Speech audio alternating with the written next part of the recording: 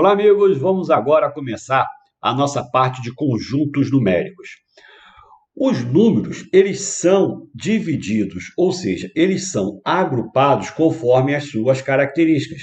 Nós temos alguns conjuntos numéricos. O mais básico é o conjunto dos números naturais. Por que o conjunto dos números naturais? Foi o primeiro a ser inventado. Porque ele tem, como o próprio nome diz, ser natural. É a forma natural dos antigos contarem, conforme eles contavam. Por exemplo, tinha uma vaca, duas vacas, tinha três árvores, então era a forma deles contarem. Eles poderiam contar uma vaca e meia? Não, então era uma, duas, três, quatro e assim por diante. Então, o primeiro conjunto é o conjunto dos números naturais, que nós chamamos de conjunto N. O conjunto dos números naturais vai pegar todos os inteiros a partir do zero. Então, eu pego o zero em diante. O zero é um número natural? Sim, o zero é o primeiro número do conjunto dos números naturais. O conjunto N, ele vai ser um conjunto que vai ter início, porém não tem fim. O início dele é no zero. Qual é o fim? Não vai ter. Então ele vai ter o infinito pegando o quê? Todos os inteiros. Beleza? Então, ó, vem comigo. Olha aqui. Temos aí conjunto dos números naturais, que eu vou chamar de conjunto N. É o conjunto de todos os inteiros a partir do zero. Exemplo: o 0, o 1, o 2 e o 3. Então, aqui eu estou representando o conjunto N. Começa do zero e vai em diante. Se eu fosse representar isso aqui numa reta, ó, não seria nem uma reta, né? Seria uma semi-reta. Eu teria o marco inicial, que seria o zero, e depois aqui, ó, 1, 2, 3 e assim por diante. Esse conjunto tem início, mas não tem fim. Começa aqui no zero e não acaba. Ó, o segundo conjunto é o conjunto Z. O conjunto Z é o conjunto dos números inteiros. Gente, agora eu não estou falando naturais, eu estou falando inteiros. Então, eu posso pegar tanto os positivos quanto os negativos e também o zero. O zero ele não é nem positivo, ele não é nem negativo. O zero é o quê? É nulo. Então, o conjunto Z ele vai pegar todos os inteiros. Ele tem início? Não. Ele vem lá do menos infinito e vai até o mais infinito. Beleza? Olha só, gente. Esse conjunto Z, ele vai pegar todos os inteiros negativos, mais o zero e também os positivos. Então, pensa, todos os positivos e mais o zero não vai ser o conjunto N? Sim. Então, ó, se todos os elementos de um conjunto também são elementos de um outro conjunto, eu não posso dizer que esse conjunto está contido no outro conjunto? Sim. Todos os elementos de N também não são elementos de Z? São. Então, ó, o conjunto N, ele está o quê? Contido no conjunto Z, já que todos os elementos de N também são elementos de Z, ok? Se eu for representar isso no diagrama, eu teria o conjunto N dentro do conjunto Z, ok? Olha só, dá uma olhada. Eu tenho aqui, ó, o conjunto Z, que é o conjunto de todos os números inteiros, sejam eles positivos, negativos e o zero. O conjunto Z, representado aí, ó, vai ficar lá do menos infinito, aí chega o menos 3, menos 2, menos 1, 0, 1, 2 e 3. Então, agora sim, agora é uma reta. Para cá é o menos infinito, aí eu tenho menos 3, menos 2, menos 1, 0, 1. Vou botar até mais aqui, ó.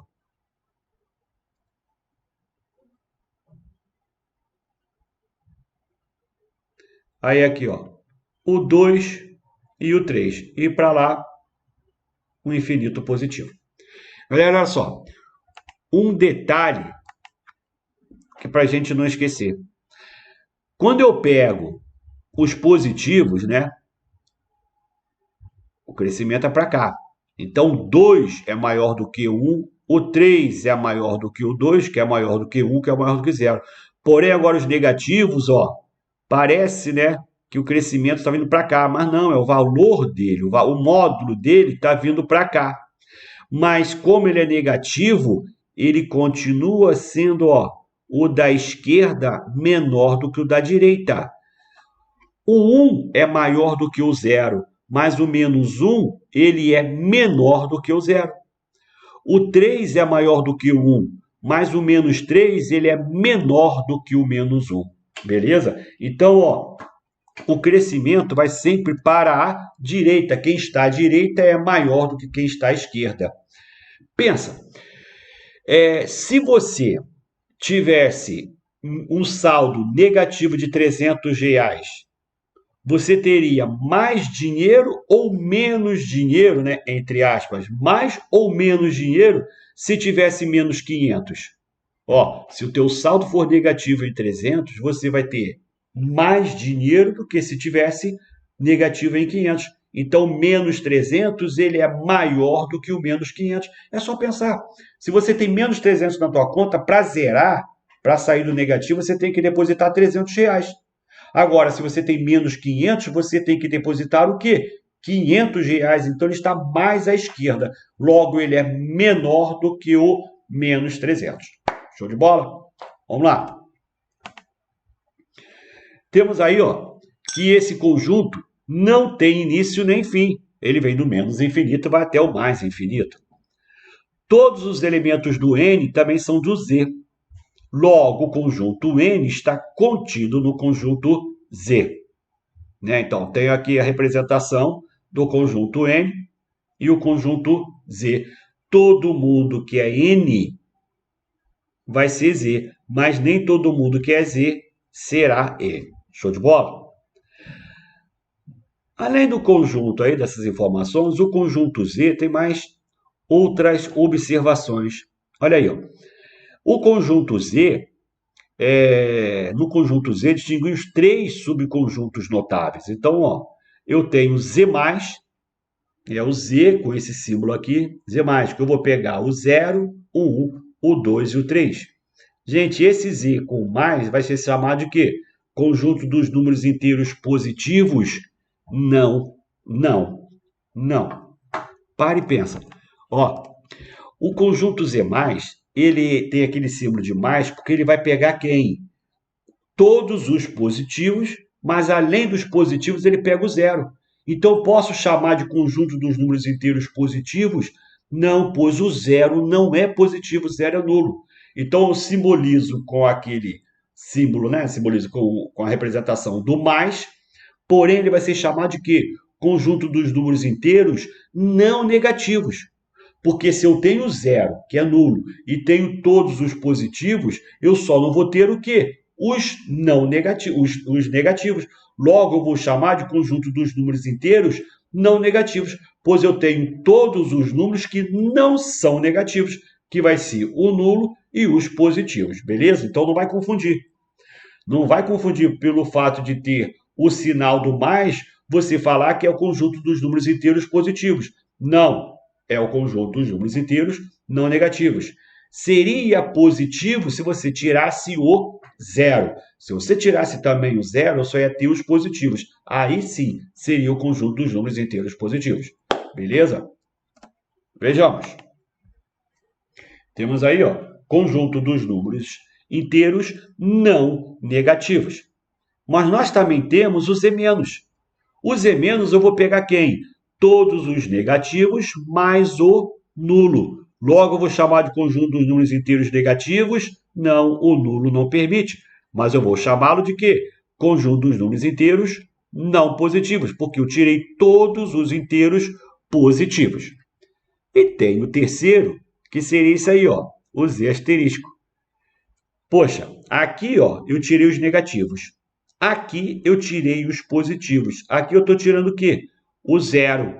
Então, eu pego todos os inteiros negativos e os inteiros positivos. Eu só tirei o nulo. Logo, eu vou chamar de conjunto dos inteiros o quê? Não nulos, pois todos esses daqui não são nulos. Beleza? Ó, observação. O Z+, ele vai ser quem? Ele vai ser o próprio conjunto N. Então, eu posso falar que o conjunto Z+, ele vai ser quem? O conjunto N. Aqui, ó, não seria o conjunto N? Todos os inteiros a partir do zero? Então, ó, não esquece disso não, tá ok? Terceiro conjunto, conjunto dos números racionais. Meus amigos, número racional é todo número que eu posso representar através de uma fração. Se eu posso representar através de uma fração, então ele vai ser o quê? Racional, beleza? Ó, eu tenho essa definição. Conjunto Q vai ser, ó, o A sobre B. O A sabemos que é numerador e o B é denominador. Tal que A pertence ao conjunto Z, ou seja, ele é um inteiro, e B pertence ao conjunto Z inteiro, sendo que o B tem que ser diferente de zero. Por que o B tem que ser diferente de zero? Pois eu não posso ter zero no denominador, beleza? Então, ó, se eu chegar para você e falar 3/5, ele é racional? Sim, é uma fração. 1/7 é racional? Sim, é uma fração. E agora o 2? O 2, ele é racional? A cereja, o 2 não é fração. Mas olha, em nenhum momento eu disse que tem que ser obrigatoriamente uma fração. Eu disse que é aquele número que pode ser representado através de uma fração. Então, ó, o 2 eu não posso representá-lo como 4/2? Não pode ser 6/3? Na pior das hipóteses, ele poderia ser o quê? 2/1. Poxa, então, ó, o 2 também pode ser representado através de uma fração, mas o 2, ele é o quê? Ele é inteiro. Então, o conjunto dos números racionais, eu vou pegar não só os inteiros, como também as frações. Então, eu pego os inteiros e pego as frações. Gente, olha só o caminho que a gente está seguindo. O conjunto N não são os inteiros a partir do zero? O conjunto Z não vai ser todos os inteiros? Então, o N não está dentro do Z? Beleza. Agora, o conjunto Q, eu não vou ter todos os inteiros? Sim. Então, eu vou ter todos os elementos do conjunto Z. Além do conjunto Z, eu vou ter quem? As frações. Logo, todo o conjunto Z está contido no conjunto Q. Então, o Z faz parte do Q, o Z está contido no Q. O Z, ele é o Q, ele é o quê? Maior do que o Z, maior do que o N. Beleza? Vamos lá. Ó, conjunto de todos os números que podem ser representados através de uma fração. Todos os elementos do Z também são de Q. Logo, o N está contido no Z e, por sua vez, o Z também está contido no Q. Então, ó, se eu representar no diagrama, vai ficar assim, ó. O N está dentro do Z, que, por sua vez, está dentro do Q. Show de bola? Bom, falamos dos racionais, vamos falar dos irracionais. Meus amigos, número racional não é aquele número que eu consigo representar através de uma fração? Sim. Então, se eu posso representar através de uma fração, é o conjunto Q? Conjunto dos números racionais. O que vem a ser agora irracional? Gente, o i não é um prefixo de negação, né? Até parece que é aula de português, né?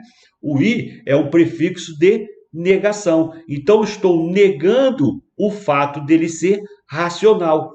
Logo, para ele não ser racional, é aquele número que eu não consigo representar através de uma fração. Cereja, Que número é esse? Quais esses números que eu não consigo representar através de uma fração? Raiz quadrada de 2. Raiz quadrada de 2 você consegue representar através de uma fração? Não. A raiz quadrada de 2 é 1,41, 42, 15 e assim por diante. Ele acaba? Não, não acaba. O π lá da geometria, 3,14, 15 e assim por diante. Eu consigo representar através de uma fração? Não. O ezinho, né? O número de Euler, 2,718, posso representar através de uma fração? Também não posso. Então, todos esses números, esses exemplos, são casos de quê? De números irracionais. Então, meus amigos, ó, esses números irracionais são aqueles que eu não consigo representar através de uma fração.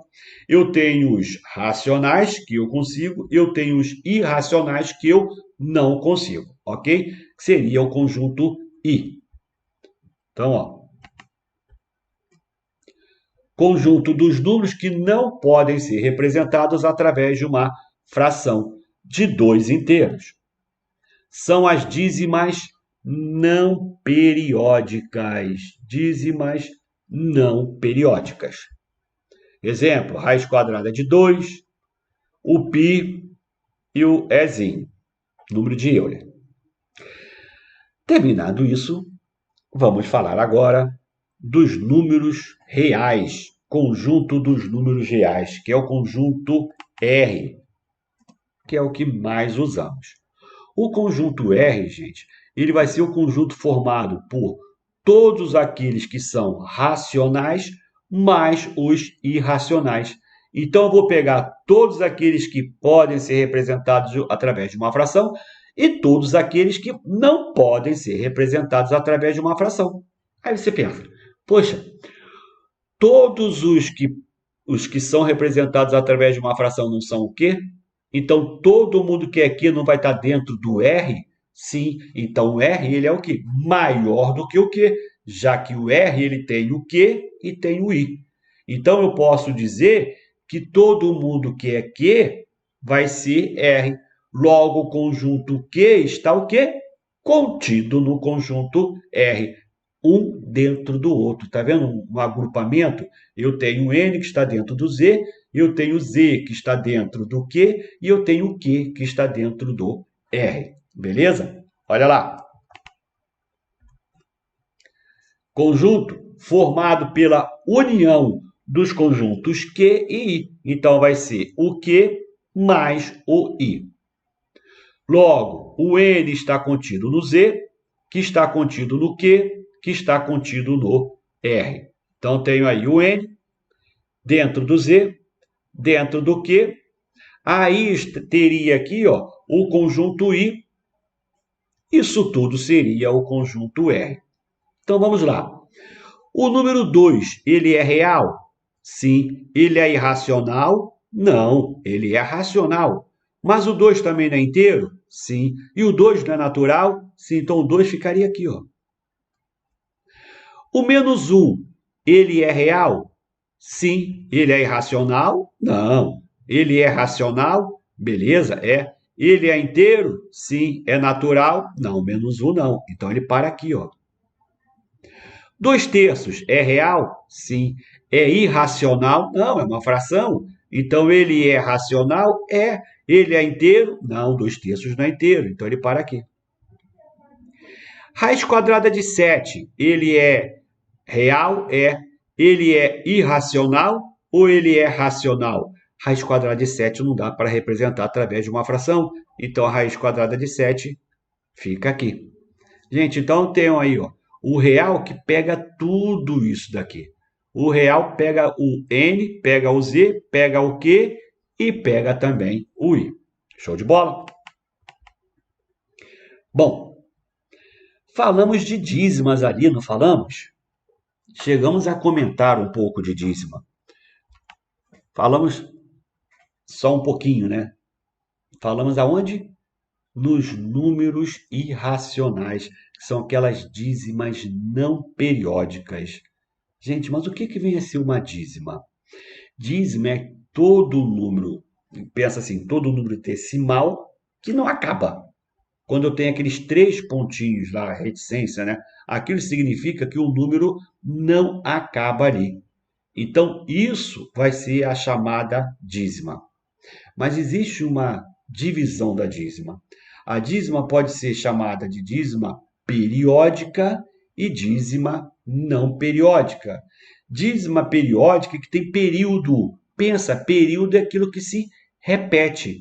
Então, se eu tenho algo que se repete ad eterno, eu vou chamar de dízima periódica. Se não tiver algo se repetindo, então ela é uma dízima não periódica. Agora vejamos. A dízima periódica ela pode ser dividida em dízima periódica simples e dízima periódica composta. Vamos ver cada um desses casos, beleza? Vem comigo. Vamos começar aqui, ó, falando das dízimas que se divide, né, em periódicas e não periódicas. As periódicas se subdividem em simples e compostas. Então, ó, eu tenho dízimas que são periódicas e não periódicas, e as periódicas se dividem ainda em simples e composta. Vamos começar pela periódica simples, que seria isso daí, ó, 0,3333 e assim por diante. Galera, olha só, é dízima? Sim, porque não acaba, olha aqui os pontinhos. É periódica? Periódica vem de período, é aquilo que se repete. O que está se repetindo aqui, gente? Depois da vírgula. Pensa sempre, depois da vírgula. O que está se repetindo? É o 3. Então, ó, o 3 ele vai ser o meu período. É o que eu chamo de período. Bom, período vai ser o quê? O número 3. Só que agora eu tenho que identificar quantos algarismos tem o meu período.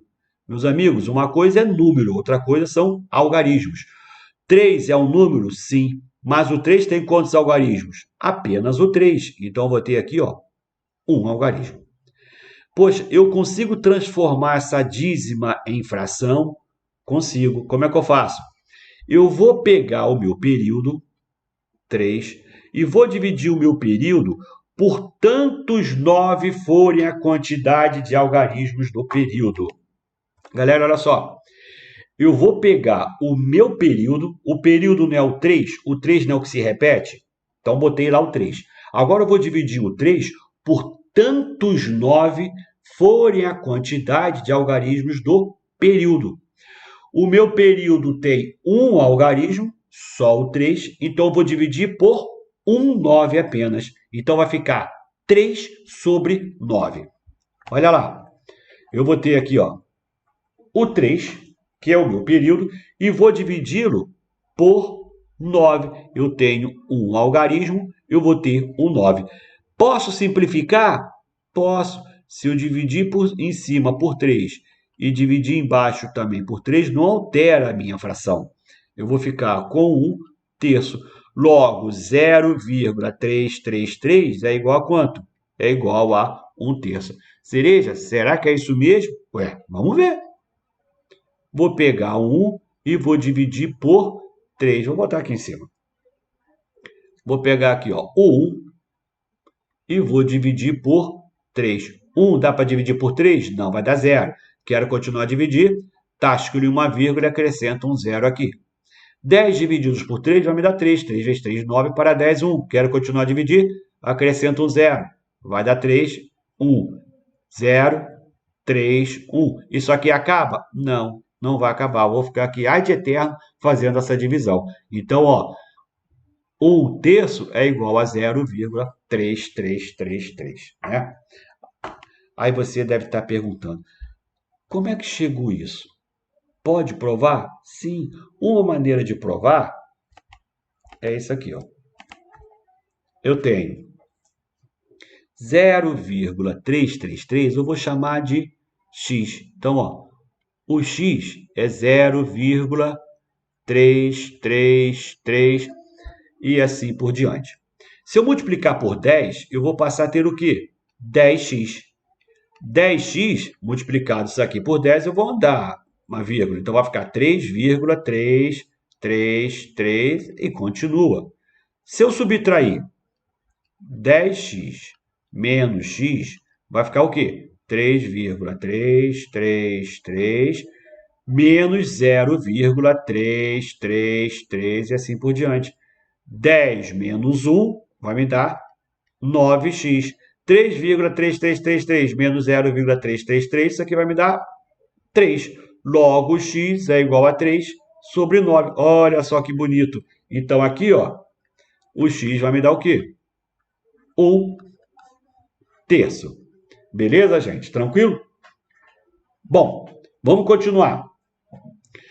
0,121212. Gente, é periódica? É dízima? Sim. Olha aqui, é dízima. É periódica? Sim. Qual é o meu período? O 12. O 12 é formado por quantos algarismos? 2 algarismos. O 1 e o 2. O que eu faço agora? Eu vou pegar o meu período, 12, e vou dividir por tantos 9 forem a quantidade de algarismos do meu período. Meu período tem 2 algarismos, vai ter o quê? 2 9. Ah, não é 2 vezes 9, 18? Não, são 2 9. Vai me dar 9 e 9, 99. Dá para dividir por 3? Dá. Se eu dividir por 3, vai me dar 4. Se eu dividir por 3, vai me dar 33. Então, vou ficar com 4 sobre 33. Beleza? Galera, olha só. Uma outra maneira de representar a dízima sem ser pelos pontinhos é assim, ó. 0,12, você coloca uma barrinha em cima. Essa barrinha está indicando o período, beleza? 0,48648648664. Gente, é dízima? Sim. É periódica? Sim. Agora, o que está se repetindo? Ah, está se repetindo o 864? Não, gente, ó. Está se repetindo é o 486. 486, 4... Mas não terminou em 4? Não, não acaba no 4. Depois do 4 vai vir o quê? O 8, depois do 8 vai vir o 6, e assim por diante. Então, tem o período que é 486. E vamos lá, 486 é formado por 3 algarismos. O que eu faço? Pego o meu período, 486, e vou dividir por tantos 9 forem a quantidade de algarismos. Isso daqui vai me dar 999. E aí você faz as devidas simplificações. Show de bola? Bom, agora, gente, ó, eu tenho 2,333. Repara aqui nos outros. 0, 0, 0. Para ser dízima, tem que começar em 0? Não necessariamente. Não precisa começar no 0. Mas, se começar no 2, o que eu faço? Ih, complica, né, cereja? Não. Olha aqui, ó, vamos ver como é que fica fácil. Isso daqui, eu não posso pensar como se fosse 2 mais 0,333 e assim por diante. Poxa, então vai ficar com 2 mais... Eu separo a parte inteira da outra parte, que é a dízima. Isso daqui não vai ser 3 sobre 9. Então, eu tenho 2 mais isso daqui vai ser 1/3. O que eu faço agora? Passo para cá multiplicando, né? 3 vezes 2 vai me dar 6. E aqui eu somo. 3 vezes 2 vai me dar 6, com mais 1, 7. 7/3. Ou então, eu faço assim, ó. 2 mais 1/3. Isso aqui vai ser 1, vou multiplicar por 3, e aqui eu vou multiplicar por 1. Então, eu vou ficar com 3. 2 vezes 3, 6. 1 vezes 1, 1. Que vai dar a mesma coisa. 7/3. Beleza? Bom, vamos falar agora de dízima periódica composta. Meus amigos, dízima periódica composta é quando eu tenho... É periódica. Eu tenho período, tenho algo que se repete. Mas ela vai ser composta quando eu tenho um número entre a vírgula e o período. E esse número vai aparecer uma única vez. Ele não aparece mais.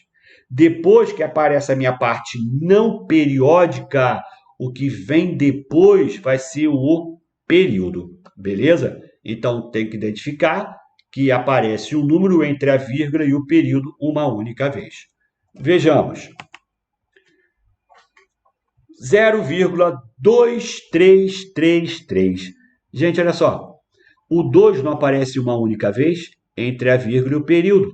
O período não é o 3. O que eu faço? Mesma coisa. Quantos algarismos eu tenho? Um só. Então, período é formado por um algarismo. E agora a minha parte não periódica? Quem é a parte não periódica? É o 2. E essa parte não periódica é formada por quantos algarismos? Um também. Meus amigos, agora toma cuidado para não complicar. Como é que eu transformo isso aí numa fração? Eu vou pegar a minha parte não periódica e juntar com a minha parte periódica. Então, eu vou formar um número com a parte não periódica com a parte periódica.